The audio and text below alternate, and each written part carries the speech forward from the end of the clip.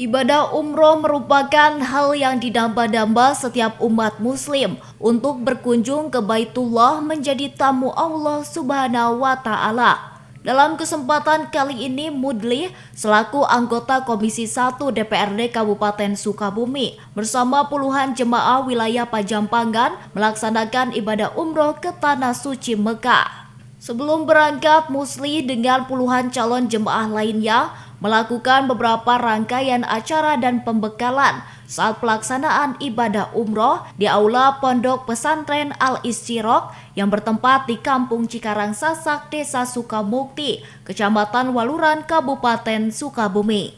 Dalam rangkaian acara tersebut, puluhan jemaah dibanjiri air mata saat pelaksanaan musafafah bersama keluarga dan sanak saudara yang mengantarkan para calon jemaah umroh.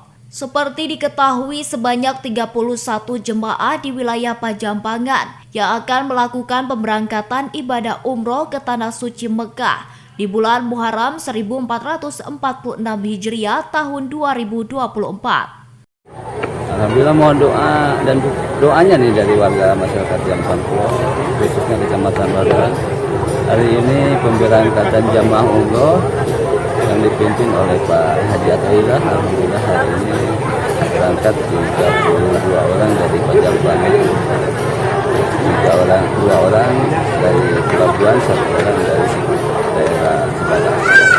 Yang itu kan salah satunya wajib ya, kita melaksanakan Islam yang kelima, pasti ada khusus yang kita harapkan dengan berangkatnya kita haji ini, mudah-mudahan apa yang kita inginkan, yang kita harapkan bersama keluarga besar menjadi kenyataan. Dari Kecamatan Waruran, Kabupaten Sukabumi, Indra Sopyan, Tim Liputan MGS TV melaporkan.